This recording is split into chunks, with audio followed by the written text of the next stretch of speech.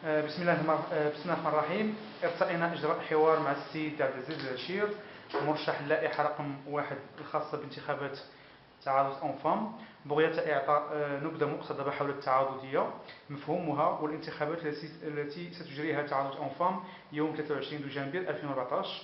السي عبد العزيز، ما هي التعاضدية؟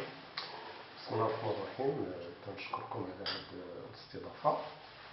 نقول لكم بأنه التعاضدية هي جمعية ديال واحد المجموعة ديال الأجراء أو الموظفين أو المستخدمين اللي كينخرطوا واحد النظام ديال التعاضدية اللي من خلاله يعني تيقوموا بواحد الحماية اجتماعية وحماية صحية لنفوسهم في إطار تعاضدي تشاركي تكافلي. هذا هو يعني وكاين الظاهر ديال 1963 هو اللي كينظم العمل ديال التعاضديات وهو اللي كيشرح الماهية ديالها. فهي جمعية لا تبغي الربح بقدر ما تبغي يعني ما تود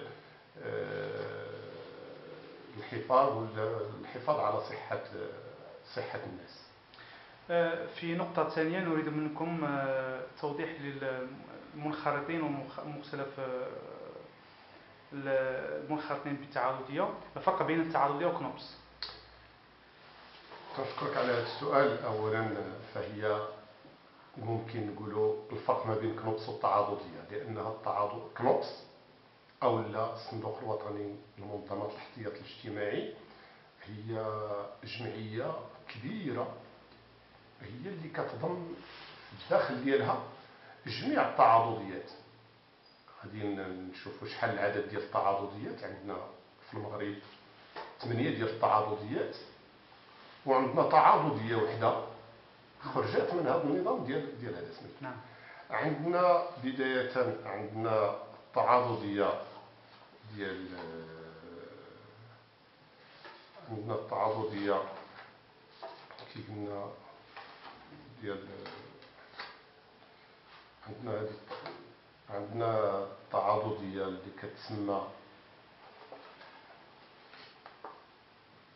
الجمعية الأخوية للتعاون المشترك وميتم موظفي الأمن الوطني، هذه تعاضدية.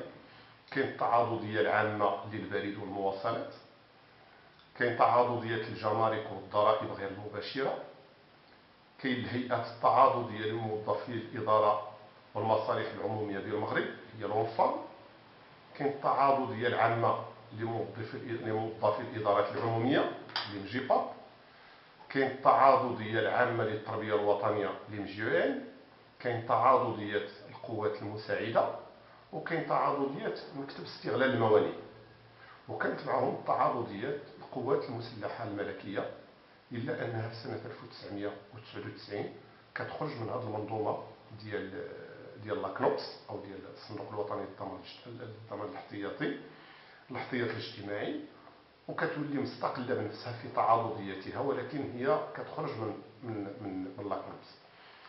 اشنو هو الفرق كما قلتوا ما بين لاكنوبس وما بين التعاضدية؟ التعاضدية هي عندها عمل تعاضدي في حد ذاته، عمل تعاضدي تكافلي كذا. مثلا انسان ملي كيشد التقاعد كيعمر واحد الملف معين وكيديه للتعاضدية كتعطيه واحد المنحة ديال التقاعد. هذا شكل تعاضدي تكافلي تآزري. الانسان مثلا ملي كيتوفر المؤمن، ملي كيتوفى المؤمن، الزوجة كتاخذ واحد تعزية من التعاضدية في حدود 30,000 درهم، 3 ديال المليون. وإذا توفت الزوجة تياخذ الرجل في حدود واحد 5,000 درهم كتعزية. وإذا مات واحد من الأبناء اللي باقيين تحت يعني التحمل ديال الأب ديالهم أو ديال المنخرط كياخذ واحد 2000 درهم ديال التعاضد ديال التعزية. كما أن هناك أمور اللي هي كتقوم بها التعاضدية، هو المساهمة في العلاج، مثلا في الأوراق ديال المرض، أو لا في النظر أو في الأسنان. هذا بشكل عام هو الدور ديالو. أما ما يتعلق بالكنوبس أو الصندوق الوطني للضمان الاجتماعي، الصندوق الوطني للضمان الاجتماعي، الصندوق الوطني لمنظمة الاحتياط الاجتماعي الكنوبس، فهذه عندها مهام جد كبرى، هي اللي كتعنى بكل ما يتعلق بالاستشفاء، بالعمليات الكبرى، الاستشفاء داخل المغرب، الاستشفاء خارج البلاد، يعني استرداد المبالغ ديال سميتو ديال الامراض، ولا ديال ورقه المرض اللي كتكون ديال لي فيد مالادي. هذه هي اللي كتكلف بهم. وفي بعض المهام مثلا بحال هادشي ديال السنان وداك الشيء كيولي بحال الى التعاضديه كتشد لا سوتريتونس، مثلا في هادشي ديال الدونتير ولا ديال النظر، بحال كتشد التعاضديه لا سوتريتونس من عند لاكنوبس وكتعاون وكتولي. مثلا عندنا في ازيلا لونفام دابا هي خدامه غير الناس ديال لونفام، ولكن غدا ملي غادي يولي الطبيب او الطبيبه ديال السنان ما غاديش يكون غير ديال لونفام، غادي يكون طبيب ديال لاكنوبس. يعني ممكن يمشيو لتما الناس ديال التعليم، يمشيو ديال المخازنيه، يمشيو للبوليس، يمشيو ديالنا حنا، يمشيو ديال لي مجيباب، وكل شيء تعاضديات. ما هو مشروعكم من خلال الترشح للانتخابات التي ستجريها تعاضد أنفام يوم 23 دجنبر 2014؟ تنشكرك على هذا السؤال. فبداية كان لنا الشرف الكبير أننا سهرنا على باش غادي ندخلوا هاد الإدارة الاجتماعية للمدينة ديال أزيلال والإقليم ديال أزيلال. حاولنا يعني بجميع ما أوتينا، سواء من اتصالات بالصفة ديالنا كنقابة أو باتصالات شخصية مع ناس في المجلس الإداري، ولذلك توفقنا بحول الله وبعون الله، توفقنا أننا نجيب هذه التعاضدية، وهي يعني كانت لنا ربح أكبر. كما أنه الآن غادي تجي لهم جيباب، وهذا كنقول مبروك للناس ديال لهم جيباب أن غادي يوليو تعطيهم الخدمات هنا. ونحن الآن نسعى مع رئيس المجلس الإداري للتعاضدية التربية الوطنية أننا باش ندخلوا تعاضدية ديال التربية الوطنية ونبشروا بها الناس ديال التعليم حتى هما إن شاء الله تعالى. المشروع ديالنا كما قلتوا كما جاء في السؤال ديالكم، هو مشروع ديال أننا بغينا نحسنوا الخدمات وبغينا ندافعوا على هذه البلاد، على الإقليم ديالنا، أنه جميع المنخرطين ديال التعاضدية ديال لونفام تقدم لهم الخدمات بواحد السهولة وفي واحد الأريحية. والآن راه حنا كلشي كيعرف الآن ملي جات التعاضدية كلشي عارف بأنه لي دروا اي سون فيرمي ديال الناس ديال الداخلية. ولذلك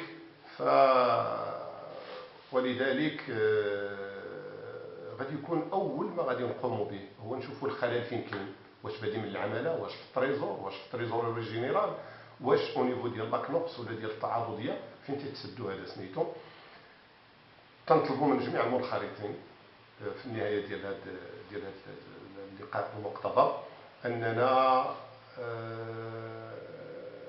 نكونوا عند حسن الحظ الجميع، وكنطلبوا من جميع المنخرطين انهم يصوتوا على اللائحه رقم 1 اللي كيترأسها الاخ ديالنا اللي هو عضو، واللي هو يعني موظف في المستشفى الإقليمي لأزيلال، هو السي عبد النبي المعبعب. وتيتبعوا في الصف الثاني الأخ ديالنا عبد إبراهيم نايتو عشا، وهو معروف على الصعيد الإقليمي من خلال النضالية ديالو والاستماتة ديالو في الدفاع على بعض الملفات، وهو من مدينة وزارت. كنتبعوا أنايا عبد العزيز العشير من المكتب الوطني للماء الصالح للشرب، والأخ البنتيتي عبد الجليل في المندوبية الإقليمية للصحة. تشكركم، كنتمنوا التوفيق للجميع وشكرا. عفوا السي عبد العزيز، عطيتمونا معطيات جد مهمة تخص التعاضد بشكل عام. هل يمكنكم في القريب العاجل إن تفضلتم بطلب